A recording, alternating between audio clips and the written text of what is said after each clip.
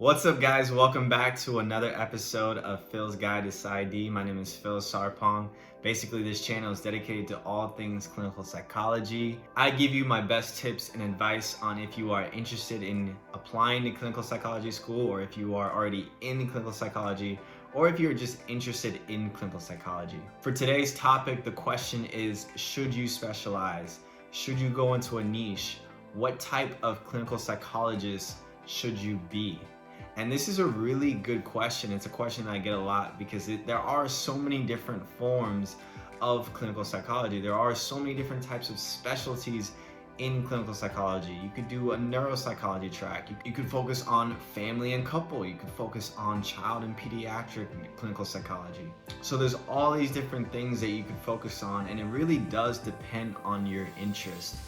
If you are wanting to work with a specific type of population or a specific type of age group, then it might be worthwhile to choose a clinical psychology program that has that special focus, right? Not all clinical psychology programs are gonna have different types of programs that you can go into in order to specialize.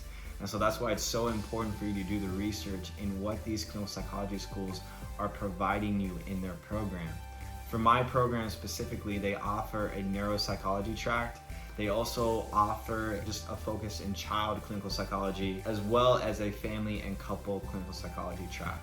And so if there are people in my program that want to just specialize in family and couple or child or neuropsychology, they can go into these tracks and actually specialize their areas of focus and research into the things that they're interested in. There's also something called a generalist track, which is what a lot of clinical psychologists are.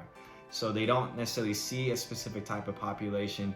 They may see all different types of age groups, ethnicities, socioeconomic statuses, you name it. They are a generalist. And this is actually what I decided to do in my program. The reason for this is that I didn't want to bog myself down into a specific type of niche or a specific type of population. I wanted to see everyone from any type of background. But I've also chosen that because I do want to basically tailor my own experiences in my program. And so because I'm a generalist track, I can choose classes like child clinical psychology. I can choose classes like couple and family therapy. I can get training in neuropsychology without actually going into that focus. And so I can get a little bit of everything, kind of dip my toes into what I'm looking for. And then after that, I can tailor my experiences to what I want to make my clinical psychology career out of. And I think this is actually a great thing to do. This is what I obviously have personally decided to do. But again, it also does depend on your focus. One myth that I do want to debunk is that you don't have to specialize. A lot of people will say that, like, you should specialize, you should go into a niche. And I think that's only valid if you have a particular focus. If you know that you want to work with kids for the rest of your life, then of course go into a child clinical psychology focus. If you don't have any type of specific interest or a specific focus, then a generalist track is all you need, okay? And so while if you do have the interest and you do have the focus, it would be great for you to specialize. I think being a specialized area in clinical psychology is going to be great for whatever you end up doing, wherever you end up working, especially in a private practice, because people will know you to be this specialist, right? If you are in a neuropsychologist track, people will know you as the neuropsychology person to go to. So you're going to get referrals, you're going to get people that come to your door because of your area of focus in your research. And that is great, right? And it's also okay to just do the general track. It won't hurt your business. It won't hurt your chances of being a private practice specialist or anything like that. But it'll just show people that you can see a little bit more variety, perhaps, of what they're looking for.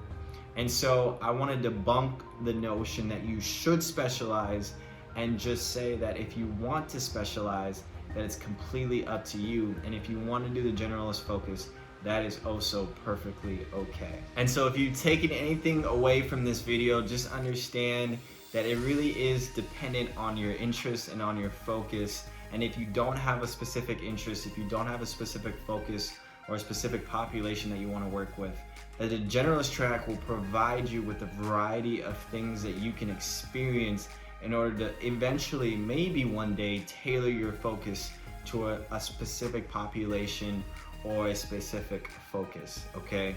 And so that is what I've decided to do. I want to kind of just get a little taste of everything, and I'll figure out later on if I do want to specialize or if I do want to tailor my private practice or wherever I'm working to a specific population or a group of people. But for right now, I'm perfectly okay with learning a little bit about everything in order to give myself the best rounded view of the clinical psychologist that I want to be, okay?